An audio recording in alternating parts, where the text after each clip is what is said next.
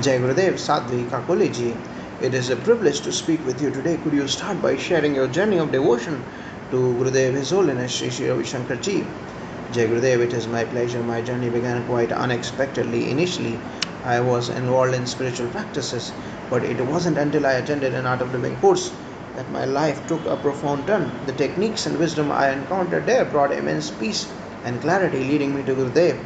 Since then, my devotion has only deepened, and I have been blessed to serve in various capacities. You mentioned you have been involved in various services. Could you elaborate on your work, especially in the Gurukuls and prisons? Certainly, Gurudev's vision of reviving the ancient Gurukul system has been transformative. These Gurukuls offer education rooted in Sanatana Dharma, nurturing children's intellect and character. They focus not just on academics but on holistic development, including values and spirituality.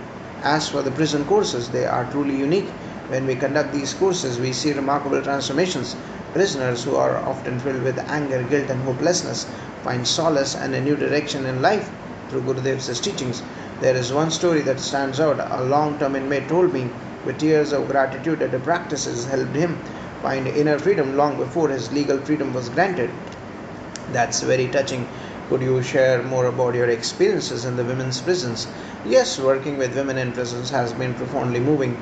Many of these women are there due to circumstances beyond their control, often without proper legal representation. During one of our courses, I remember a woman who had been in jail for years without a trial. After participating in the course, she received news of her bail. The joy and relief on her face were indescribable. Another time, a mother expressed immense gratitude for the support she received, which gave her hope to reunite with her children someday. It must be incredibly rewarding to witness such changes. What impact do you see these courses having on the inmates? The impact is multifaceted. Inmates often come in with a heavy burden of guilt, anger, or depression. Through the practices, they learn to manage their emotions, find inner peace, and develop a sense of purpose. One inmate who had been resistant initially later told me that the course gave him a new perspective on life and relationships. It is about giving them tools to transform their minds, which in turn transforms their lives. How did you begin teaching in these challenging environments? Did Gurudev encourage you? Yes, Gurudev's guidance has been pivotal. Initially, I hesitated, unsure if I could make a difference, but Gurudev encouraged me to persist. He always says that everyone deserves a chance to experience peace and freedom, regardless of their circumstances. With his blessings, I continued, and every success story is a testament to his vision. Gurudev's presence seems to have a profound impact on everyone.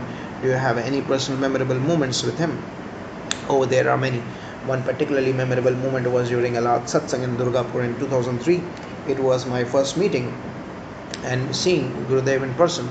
The atmosphere was charged with devotion, and when Gurudev walked by, I spontaneously raised my hands in joy. Gurudev, noticing this, took off the garland he was wearing and placed it in my hands. It felt like a divine blessing, a moment of personal connection that still resonates deeply with me. That sounds extraordinary. How did this experience influence your spiritual path? It deepened my devotion and commitment to Gurudev's teachings. That single act of kindness and recognition from Gurudev reinforced my faith and inspired me to dedicate myself more fully to his work. It taught me that in the sea of thousands, Gurudev sees each of us individually, recognizing our efforts and sincerity. You also mentioned the Bhagavad Gita in your teachings. How do you incorporate it into your spiritual guidance?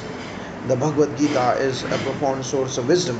It teaches us about duty, devotion, and the nature of reality. I often use its teachings to guide people in understanding their roles and responsibilities in life. As a saint once said, waiting until death to read the Gita is futile. Its wisdom is meant to be lived daily. I encourage people to integrate its lessons into their lives now rather than seeing it merely as a ritual for the end of life. That's insightful. What advice would you give to someone new to spirituality or the art of living? I would say approach it with an open heart and mind. The practices and teachings of the art of living are designed to enrich your life. Start with small steps, whether it is through the basic courses, satsangs, or simply reading Gurudev's wisdom. Consistency is key, and remember, spirituality is about experiencing peace and joy in your everyday life, not just in isolation or meditation. It is about living each moment with awareness and compassion. Thank you, Sadhviji, for sharing your profound experiences and insights. Your journey and dedication are truly inspiring. Thank you for this opportunity, Jai Gurudev.